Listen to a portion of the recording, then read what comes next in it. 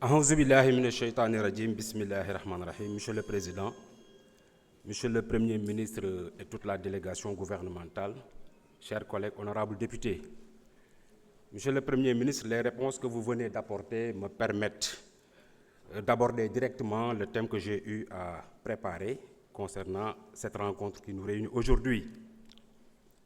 Le citoyen sénégalais. Le citoyen sénégalais réclame le plein respect des libertés publiques. Et cette exigence démocratique ne doit en effet souffrir d'aucune entrave dans le respect des lois et règlements. Toutefois, des dérives sont quotidiennement notées dans l'exercice de ces droits, plus singulièrement dans le contexte de la prolifération incontrôlable des réseaux sociaux. Monsieur le Premier ministre, est-ce que dañ koy bàyyi muy wéy tout en garantissant l'exercice de ces libertés publiques?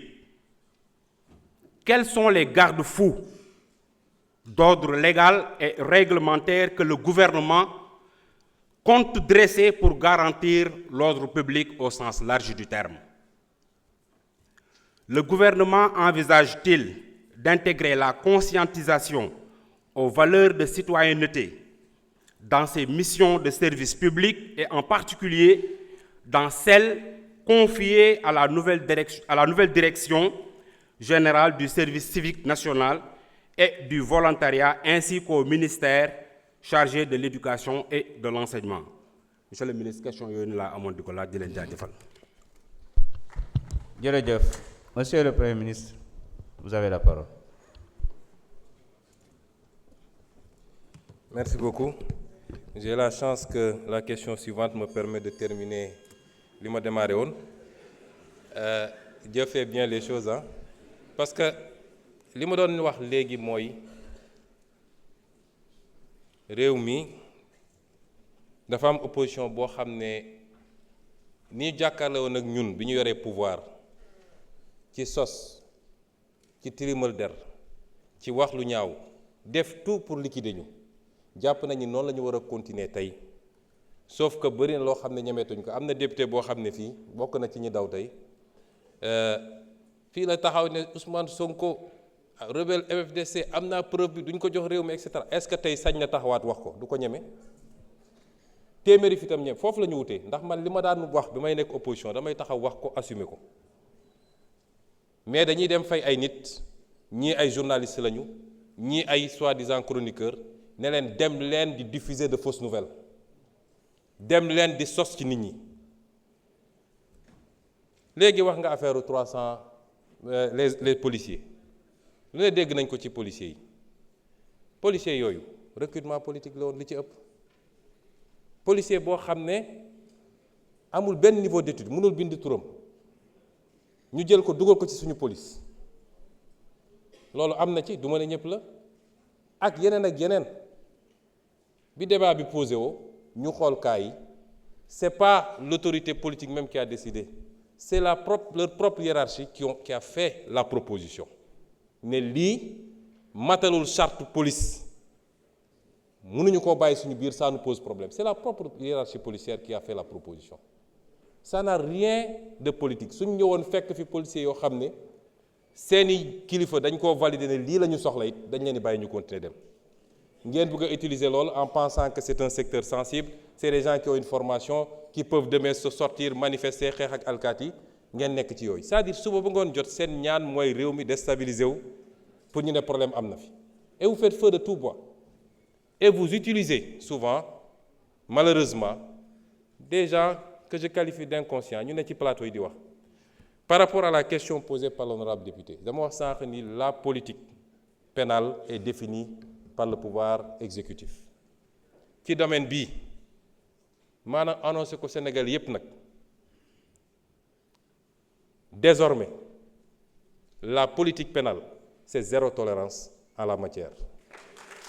ma wax ko ñëpp sur le fondement de la constitution de la République du Sénégal. non contre Pape Djibril Fall amoo sañ-sañ xëy rek dugg ci moom dugg ci këram tudd jabaram tudd doomam saaga ko wax lu ne au nom de la politique. Est-ce que vous l'accepteriez vous? il faut mu jeex ci réew mi. Ce sera zéro tolérance désormais dans ce pays. Diffusion de fausses nouvelles, ce sera zéro tolérance dans ce pays. Que chacun assume. On vous garantit à tout le monde la liberté d'expression. Mais on ne vous garantit pas ce qui va suivre après. Ku nekk na assumer lu muy wax. Kenn ragalu fi opposition. La preuve, je suis le premier ministre qui vient le plus à l'Assemblée. Depuis que je suis en politique, j'ai toujours invité les gens au débat public. Fii laa daan taxaw, j'étais un député de Pastef. Assemblée bi fees, fii laay taxaw, wax li may wax, teg samay faits, teg samay chiffres. Donc nous, on n'a pas peur du débat. Mais lii ngeen bëgg a nekkee ci réew mi, suñ ko bàyyee fi muy jëm du yoon.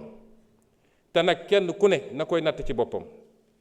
Le juge bi nga xam ne andil nañ ko nit kooku avoué devant le juge ni lii maa ko wax maa ko def mu soofantal ko relaxé ko ne c'est pas grave te juge boobu bu ñu ko waxoon le 10e de ça ñu ne outrage à magistrat loolu du yoon.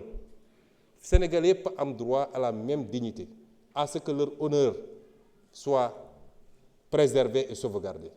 Et c'est la responsabilité de l'État et du pouvoir exécutif de veiller à ça. Et celui qui publie, tout le monde est libre de publier. Suñ ne woon liberté de la presse dafa mooy dañu tere nit ñi ne leen kenn dootu fi publier kenn dootu fi wax. Chaque jour antenne yi ubbeeku na. Chacun est libre de publier, chacun est libre de parler. Mais ci la ngay wax ak la ngay jëf suñ la nee Ousmane Sonko sàcc na nga am preuve ni Ousmane Sonko sàcc na boo ko publier wul baakaar nga da nga ko war a publier mais boo amul firnde ni Ousmane Sonko sàcc na bul dem bind ne Ousmane Sonko sàcc na. Le journalisme aussi c'est le contrôle, la vérification de l'information.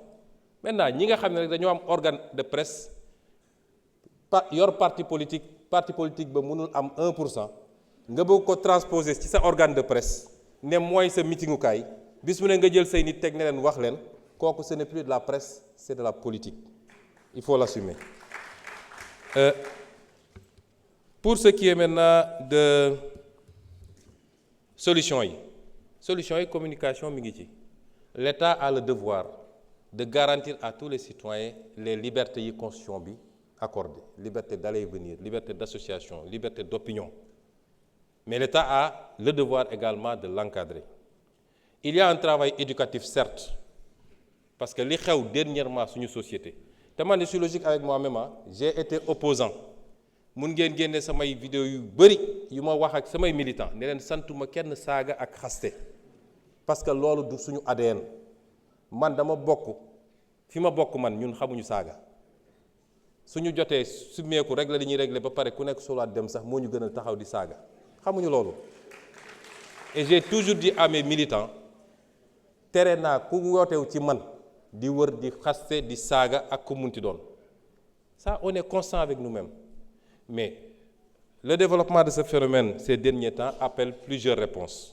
Defe naa am na un volet éducatif ñu war koo démarrer nag à la base ci ndaw ñi parce que tubaab bi daf ñoo defaral ay outils jox ñu waaye usage bi defe naa dañ ciy xaababal ñu teel a former barki démb maa ngi doon def fii marche ak xale yi xale bi jigéen bi wax ci turu xale yi dafa insister sur la protection des enfants contre les abus sur Internet. Tey kenn ku ne ci ñun war nga am looy tiit su dee sa doom mi ngi fréquenter Internet loolu il faut ñu xool nuñ koy gérer il faut mu am communication il faut mu am éducation il faut mu am waxtaanaat suñu biir mais il faut mu am fermeté également dans la gestion de certaines dérives loolu mënul ñàkk ci mbir mi également.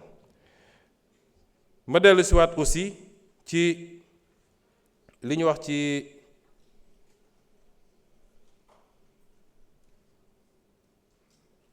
licenciement yi non waxoon naa ci licenciement ci migration circulaire bi ñun suñu position dafa mës a leer bi may nekk opposant dem naa fii ci plage bi fekk fa nit ñi waxtaan ak ñoom ne leen kenn mënul tere kenn tukki bu ngeen amee yoon bu leer nañ am kayit yu wér kéng bëgg a tukki leen bëgg a liggéey leen loolu c'est pas un problème nit dina tukki pas parce que dafa amul mais nit mun na nekk fii nekk cadre dans une société di feyeku lu baax ñaata nit a ko def jékki-jékki ne maa ngi dem Canada wala maa ngi dem fii voyager ou aller ailleurs travailler heureux c'est pas simplement parce que fi nga nekk mënoo fa am dara kon ki nga xam ne yoonam leer na mu war a mun a dem daan dooleem kenn du ko gàllankoor dañ koy bàyyi mu dem dañ koy sax encourager mu dem liggéey ñëw la ñuy bañ. mooy jël désert bi wala jël géej gi di risquer ta vie. te loolu on va continuer à y apporter des solutions merci beaucoup.